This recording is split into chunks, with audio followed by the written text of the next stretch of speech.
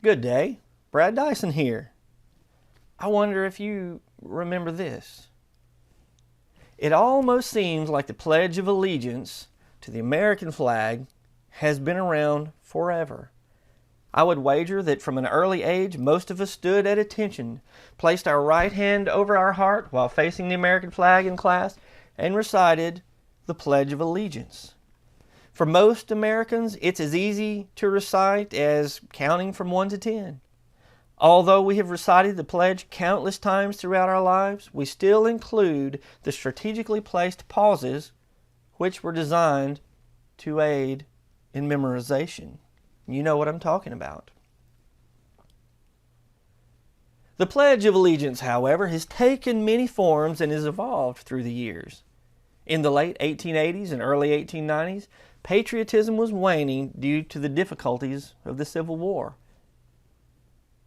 In 1887, Captain George Balk, a Civil War veteran, drafted the first known pledge to an American flag to help teach children, especially immigrant children, loyalty to the United States. In addition, Balk helped distribute American flags to classrooms. His pledge was quickly adopted by schools across the United States. Here is his pledge. We give our heads and hearts to God and our country. One country, one language, one flag. It left something to be desired, but remained the accepted pledge until the 1923 National Flag Conference. Each time Reverend Francis Bellamy heard the pledge, he shuddered. In 1892, Bellamy drafted his pledge and submitted it to the Youth's Companion, a popular children's magazine, as part of a celebration of the 400th anniversary of Christopher Columbus's arrival in America. Bellamy drafted his pledge to be short, to the point, and most of all, respectable. Here's Bellamy's pledge.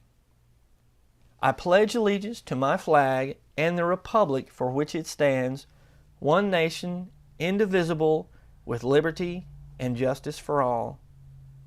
Now see, that sounds a little more recognizable, doesn't it? Bellamy's pledge soon caught on in classrooms as well. Two pledges of allegiance would have certainly been confusing. The Youth's Companion included a schedule of events which included Bellamy's pledge to celebrate Christopher Columbus's arrival and pushed for its universal use in all schools throughout the United States.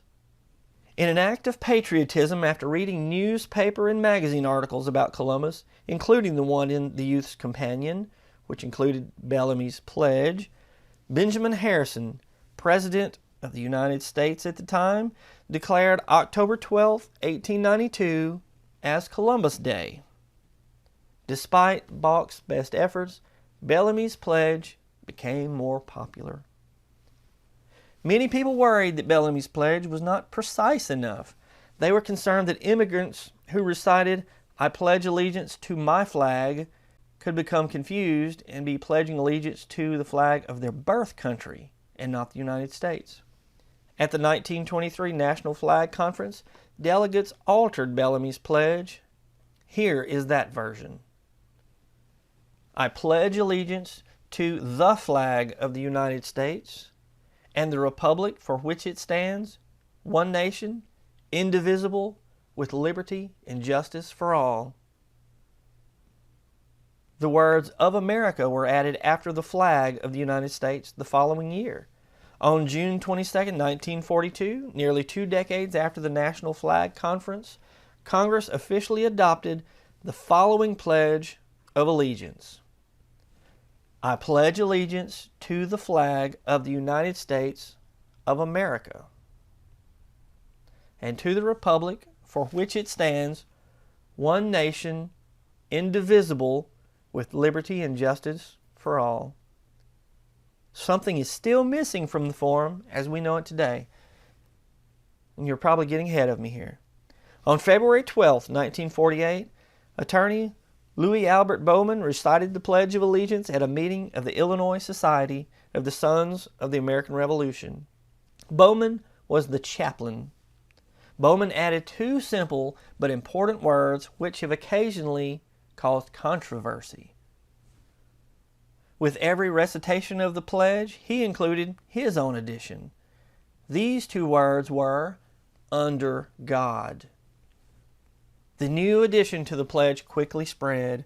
On Flag Day, June 14, 1954, President Dwight D. Eisenhower signed the bill into law, which made Bowman's addition official.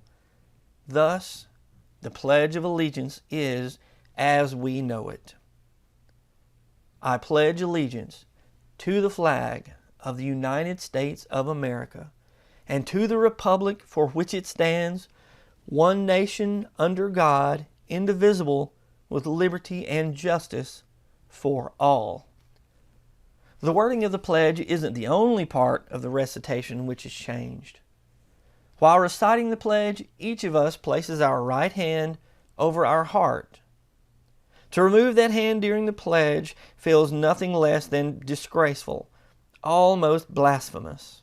Along with the wording of the pledge, Bellamy created what became known as the Bellamy Salute.